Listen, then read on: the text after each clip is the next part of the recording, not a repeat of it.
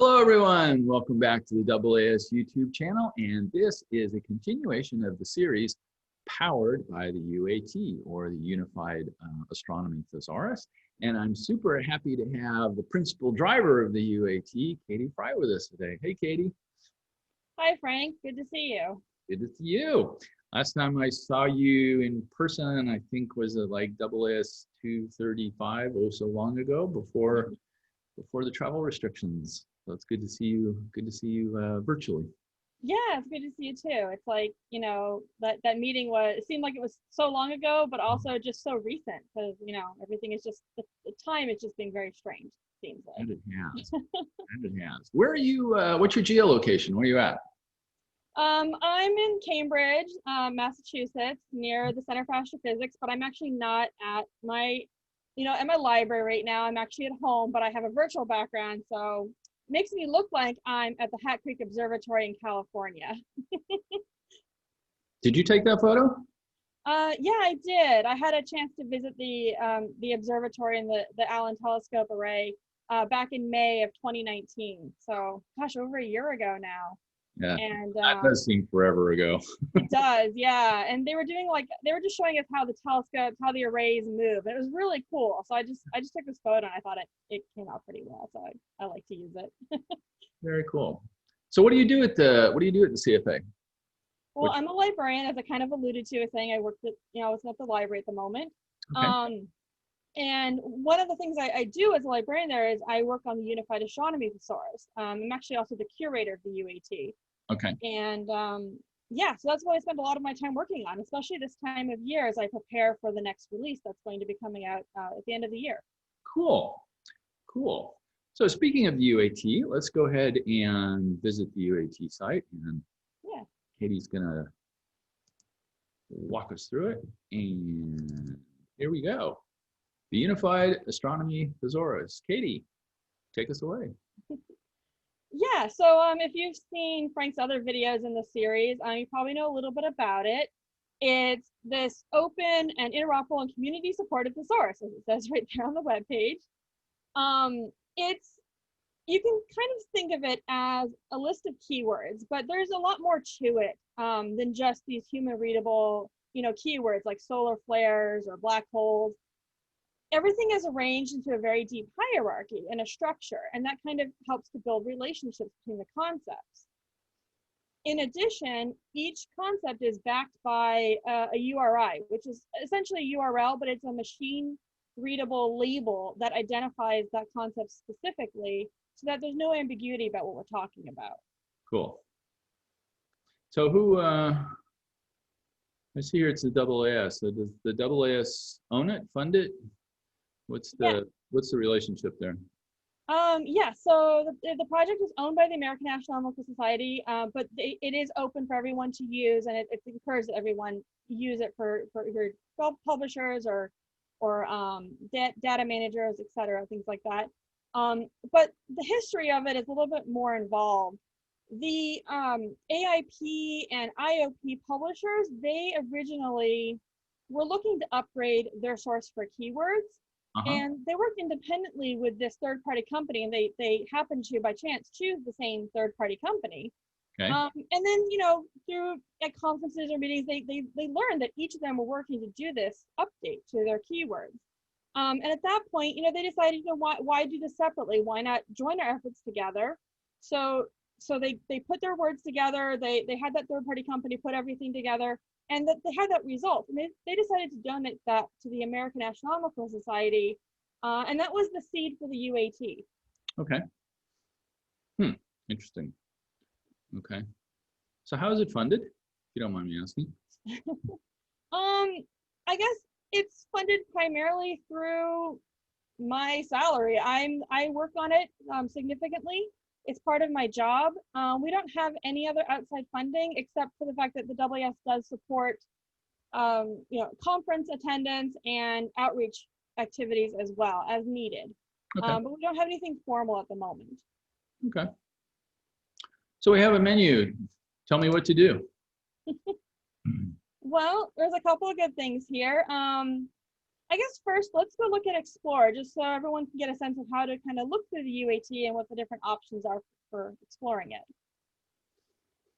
So Okay. there's a couple different options here. There's alphabetically and hierarchically.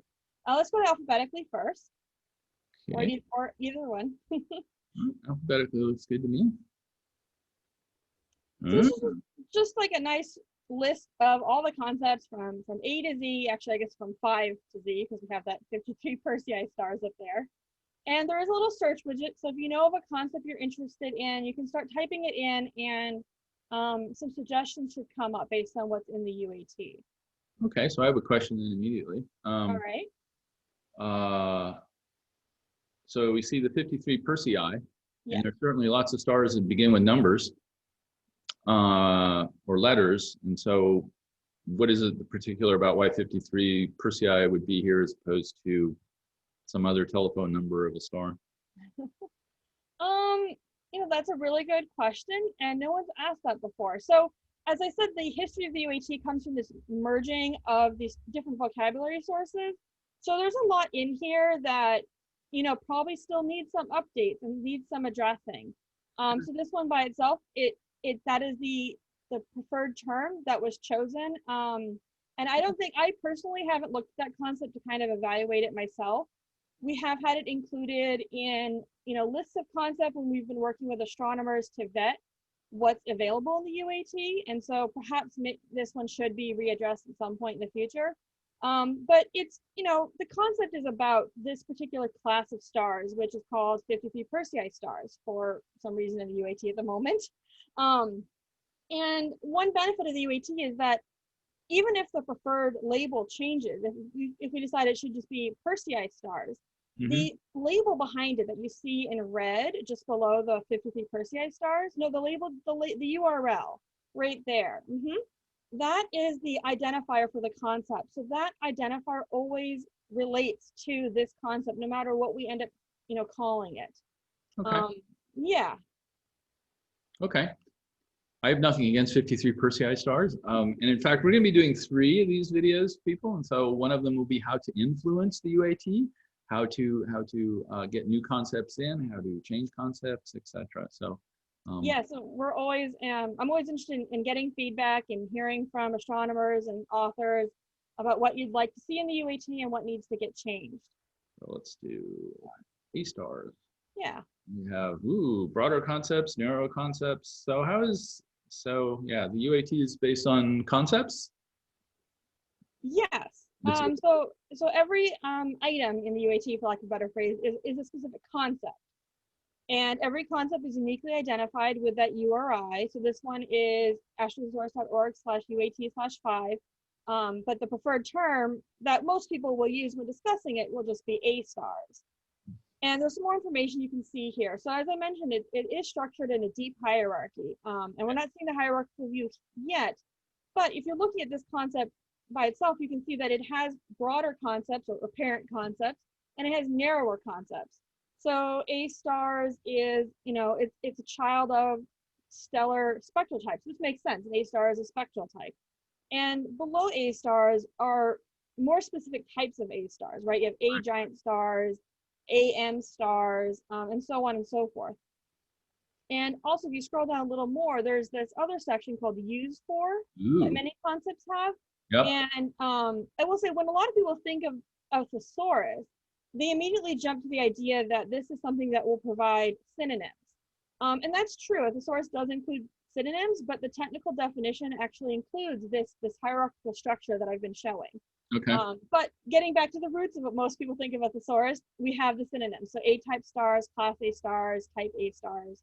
So this is really valuable in something like ADS. If you're searching for keywords and you search for A-type stars or A space type stars, and ADS, when it starts running on the UAT more, it will know that you're actually referring to this concept, and it will help link all the articles together, even if your words aren't exactly the same as the words being used in the UAT. So let me ask about that then. So the ADS is using the UAT? Yes, very recently, mostly because the AAS Journals has adopted the UAT as of June of 2019 of last year, so just over a year ago now. Yep. So they've been receiving papers tagged with UAT concepts, Oh, yeah. which has been really exciting. Cool. And so they're also building up infrastructure to support searching via UAT concepts in addition to keyword searching, which is what most people are probably used to but right now. But it's still a work in progress. And something else they're going to be doing over time is developing some machine learning algorithms in order to index, all of the prior content from all the other journals with UAT concepts to kind of create that rich metadata and linking. Cool. So if you wanted to use the search, yeah. Oh, we got all kinds of stuff coming up. Yep, so software, there's a lot there. You want to select one from the menu and you'll see that these, and then click search to kind of bring it up. There you go. There we go. Yep. So yeah, you keep clicking into here and I'll just talk briefly. This is kind of the API version of the UAT. We are actually kind of partnering with the Australian Research Data Commons on this, and Research Vocabularies Astronomy. They have a lot of great infrastructure for semantic APIs, and they are hosting it for us. And it's also kind of speaks to what one of the goals of the UAT is, to be open and unified for everyone in the world, not just limited to publishers in the United States and groups in the United States. Yep. And so there's some interest from Australian astronomy groups in using the UAT, and so they've offered to host the the technical API back end in support of that. So. Cool. So yeah, so by clicking through these concepts, you're actually kind of navigating the hierarchy a little bit. So maybe we should go on to the hierarchical browse while you're here. Do that. Let's do a hierarchical browse. Yep. Okay. Please click on a term in the hierarchy to the left. View its full thesaurus. Okay. So what you see on the left here are actually all the top level concepts. These are kind of the major buckets of science and discussions and topics in astronomy right now, at least as we have in the thesaurus. Again, if anyone has any strong opinions otherwise, please let us know and we will see how that changes the UAT. But I think this is a pretty good list to start with. So, so yeah, by clicking it, you can open it up and you can see on the left that the hierarchy is kind of occurring. You can see its child concepts, and then each of those can expand to show their child concepts. The view on the right is similar to what we were seeing in the alphabetical browse. So one thing I remember from the keywords is, it's got giant galaxies. So one thing I remember from the old keyword pattern is people would put in very specific objects, like whether it was 53 Persei or the LMC or something like that, right? So they would put in very specific galaxies or stars or objects they were looking at. Does that still carry over into the UAT? No, it doesn't. Okay. And that's the reason why is, each object, while very important, is not really a concept, right? We're trying to describe astronomy generally and not be a list of all the astronomical objects that exist. That would be a lot. There are other places to go to get, specific identifiers of concepts and everything. Mm-hmm. So. Okay, very cool. So interdisciplinary astronomy. Oh, I see. Mm-hmm. Yeah, there's a lot of good stuff here. Actually, and a concept that was suggested recently is astronomy education, or something that kind of captures that. And that would be exactly where this would live exactly here, right? It doesn't really fit in any of the topics. It's not something that would have a lot of depth to it itself, but it is something that people in astronomy do talk about, and it is important to their work. By depth, you mean well, hierarchical. A tree of concepts underneath, perhaps. Yes. Sorry. Yeah. We don't want to say that education is not deep. That is true. It is a very deep and important field, but it's the UAT is focusing on concepts about astronomy. So similar, we have astrophysics and astroinformatics and some software. Those are also very important in astronomy, but the UAT is not a thesaurus about software. So it has some concepts and a good number at this point. We had someone come in and give us some suggestions. We worked with them to, make that section work. But it's not going to have nearly the hierarchical depth of galaxies or stars, for example. So let me ask, Mhm. how many total concepts are currently in the UAT? You were just listing them There- up. Is it in the thousands? Is it in the 10,000s? There's over 2,000, just over 2,000. Got it. Okay. It's a big increase from the astronomy subject keywords, which a lot of the journals used previously. Yes. That had about 600 concepts, from what I remember. So we're like, 3 times as many. Right. Yeah. Well, yeah. And as the field has moved on, new topics have come up. Yeah. So that's great. Okay. I got this. What should we look at next? Well, so, I'm sure everyone wants to know how to use the UAT and kind of what they'll be looking at when they're submitting a journal article. So we have this item here called Select Concepts, and this page brings up a widget that it pretty much looks exactly like what you'll see through the AAS publishing. And other journals are welcome to adopt it as well. The selector is available online. EJ Press donated that to the American Astronomical Society, and there's a link there for the GitHub repo if you're interested in posting it yourself. But here, oh yeah. Okay. So this is what the website's running, and this is the same thing again that you'll see on the AAS Journal's submission site as well. Maybe stylized a little differently, but it works just the same. So yeah, start typing a concept in, and then the options will show up. You can click on one, and you'll see here on the upper left, you see you've added it to your list of concepts that you're going to be submitting with your paper. Again, in the AAS Journal system, this is just a way to view it ahead of time. And then on the right side is a view very similar to what we've been seeing all along, which shows the more general concepts, the more specific concepts, those alternate terms, and also related concepts, which I didn't really talk about before, but those are kind of bringing to the forefront concepts that are related to the one you're looking at. So supernovae and white dwarf stars are related, but they're not in a hierarchy. So if I click this, this will then add it to my added concepts. Yep, it adds it to that list on the left. Okay, so basically this would be a helium white dwarf if I was doing that. Mm-hmm. Under DB, well, at least the atmosphere. Okay, very and good. if you want to jump topics completely, you can type another concept in that box right there. Yeah, right there. Just change that, just like, I don't know, black hole or whatever is relevant to you. Let's say technology. Yep. Mm-hmm. And then the hierarchy is appearing on the right again, or at least like the concept information. So. Okay, so now I've picked my concepts. Mm-hmm. Okay. And I need to get this into either the EJ Press site or into my article. And so I just do a cut paste text, and this will copy all these. Yeah, that should give you should pop up. I'm not saying, oh, there it is. Yeah. So you can copy that to your clipboard, and that's something you could paste into the paper. But you will also see this same widget through the submission process, at least of AAS journals. Okay. And by doing this selection, it gets automatically attached to your paper. So this can be a good way to kind of, learn what concepts you want to use, see what the options are, and kind of know ahead of time before you get into that system. Or you can just, during the process of submission, use the same widget on that platform to select your concepts. Why are there numbers?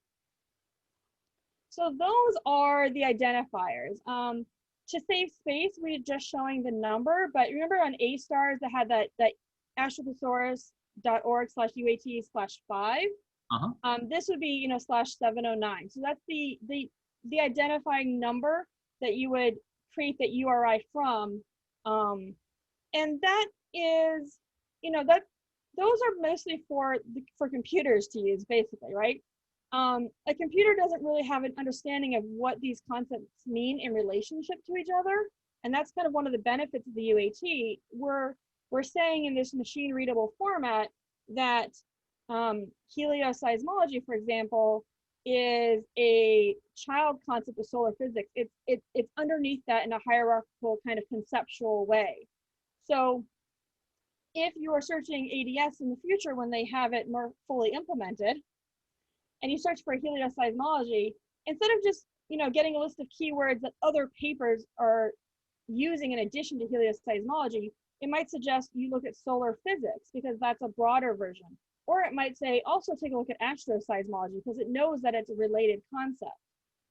The computer doesn't know that those are related at all without this system telling them. Tree, right, there's some sort of a tree structure behind it.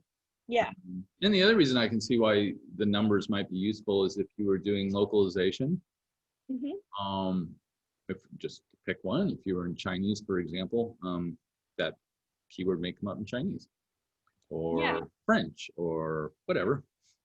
That's a great example, exactly. So that way the concept is always really tied to that number, and then the label that you see on top of it can be localized for your language. And that way everyone knows we're all talking about the exact same concept because it links back to that in the end. Okay, cool. So now I know how to get this into my paper. Very good. What else should we look at? Well, there was one more thing if you're interested, because you were talking about, seeing that the hierarchical structure that even the hierarchy browse can't really bring us. If you go, it's actually under contribute. Okay. Actually, it might be under export also, but I know it's under contribute. And go to the sorting tool. So that's the second option here. We'll talk about raising the issue on GitHub later. Yeah. Sorting. Sorry. It's okay. Sorting tool. Whoa. I'm pretty sure I didn't want that. No. Sorry. If that link is broken, that's on me. It looks like it's going to UAT alt bib. Oh, yes. IO/sort. That is on me. I must update that. We changed our base domain name a few months ago, and I haven't updated that one. But I sent a link to you, Frank, so you can go to there for now, and I will update that later. So my apologies on that. You want to read it to me? Yes, it's uat.wol.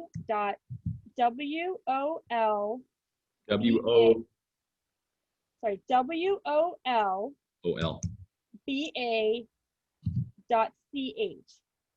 And it sounds a little odd, but it's uat.wolbach, and Wolbach is the name of my library. So, okay. So .E8?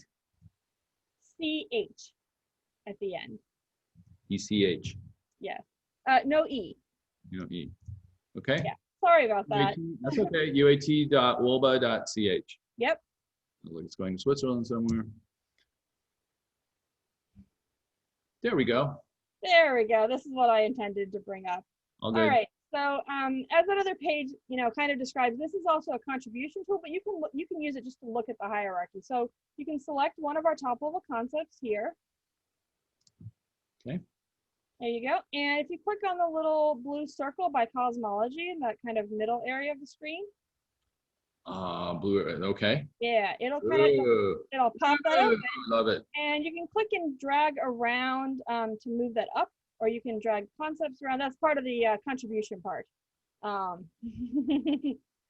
But it lets you kind of browse the hierarchy. There's also on the left, there's that expand all and collapse all button. So if you want, you can just expand the entire hierarchy of this section and kind of get a sense of that, that depth I was talking about in the hierarchy. So try expand all. Oh, all right. Yeah, there's awesome. a lot there. This is awesome. Yeah. And if you click into like a gray area of the screen, you can drag the whole hierarchy around, up and down. Any of the gray areas, not a concept, but just sort of. Wow. There, you can kind of see, scroll around up and down and just see the whole hierarchy. Yeah, let's move BAO around. How about if we move it there? Oh, stays there. That's pretty cool. Yeah. I like that. It's a nice visual of the concept. Even if it's not friendly for searching, it's great for seeing the global layout. Exactly. Kind of like a flow chart for a computer program. Yeah. It's meant to just sort of visualize the hierarchy. It has it has its own pros and cons to it. But I think a lot of people like seeing how the whole structure is laid out and kind of getting a sense of things overall. And then you can use the browsing tools and the select concept tool to kind of find specific concept based on words you already know about. So cool. yeah. And we can save stuff. We can load in stuff that was saved. We can export and do add a concept. Yeah. Yeah. And this just adds it for your own view, but you can submit it as feedback. So if you decided that the moon needed to live here for some reason under cosmology, you can add moon. It will add the node to kind of a little recycling area, which it's all expanded, so it's a little hard to see. But if you pull, yeah, it's going to be up towards the top. Moon. There you go. All right, I just added moon to cosmology. That is awesome. Oh, a recycle bin. Here's your recycle bin. Okay. Yeah, but if you click on the word moon, okay, and click and drag it somewhere else. Okay, like let's say I wanted it under the moon to be an X-ray source. There you go, and then drag it into the red circle around the new concept. Into the red circle. So click. Ah. Drag it into the red circle. There you go. Perfect. Just let it go. It'll be okay. It's a little bit weird, but there you go. There. All right. The moon is going to have X-ray bursts. This is fantastic. Well, so this is feedback you might want to submit. Oh, absolutely. There's a show feedback form. I know we're kind of jumping the gun on this a little bit, but there's a show feedback form. If you want, you can go ahead and click on that. To the left, there's a little button at the bottom. Yeah. And so we're asking for name, institution, and email. All this does is it sends an email to me personally. It doesn't send it to any other system or it doesn't get added to any email list or anything. It's just an email to me personally, giving me your name and information. That way I can reach out to you and, check with you about the concept. If I were to receive this moon under X-ray burst, I'd be a little bit uncertain about this because it's not quite my understanding of astronomy, but that way I can reach out to you and verify who you are and, learn a little bit more about why you believe that this is the correct concept, a correct addition to the UAT. So right. There we go. That a little bit of a crank filter. Yeah. Well, it all goes again through me personally. So it's yeah. Understood. I would probably object to putting the moon having X-ray bursts under cosmology as well, but yeah. Well, I don't know, Frank. You're the one who's making the suggestion, so I think you're in favor of this. So I'm gonna have to find another absolutely. I to, can't wait to submit my next paper on that topic. Okay, very good. Yeah. Very cool. But this is just a great tool again, just for seeing the hierarchy and looking through it. So you can really see how it's arranged. Very nice. Okay. Let's go back to the UAT. And we got some other goodies in here we could probably look at. Updates. You mentioned an update. This is dated February 21st. So I think, the first release was December 2019. So when is that next release coming out? So actually that was technically the third release of the UAT in December 2019. And it was shortly after the UAT had been accepted or adopted officially by the AAS. So they had supported it for a few years of development. That was the first time we decided it was ready. So in December, we released, I guess it was version 3.1 actually. Yep. And there it is right there, the information about it. And there were just some minor updates, a lot of software, and we're following the software kind of model of versioning numbers. So a major release updates the first number, the middle number is if it's a minor change from the previous release, and then the last number is if there's patch changes. We expect to be releasing a new version of the UAT every year or in December, like mid to late December is the schedule that we're on right now. So if I understood that versioning, that would be 4.00? It could be. I think it will be because I do have some major changes in the pipeline. Okay. But if I didn't have any major changes, it would just be 3.2. Yep, 3.2. Yep. Yeah. Okay. Awesome. Yeah. So, okay. Yeah. How about contact? I have complaints. What else would I have? There you are. Yeah, that's my information, so you can reach out to me, email. There's my Twitter handle as well.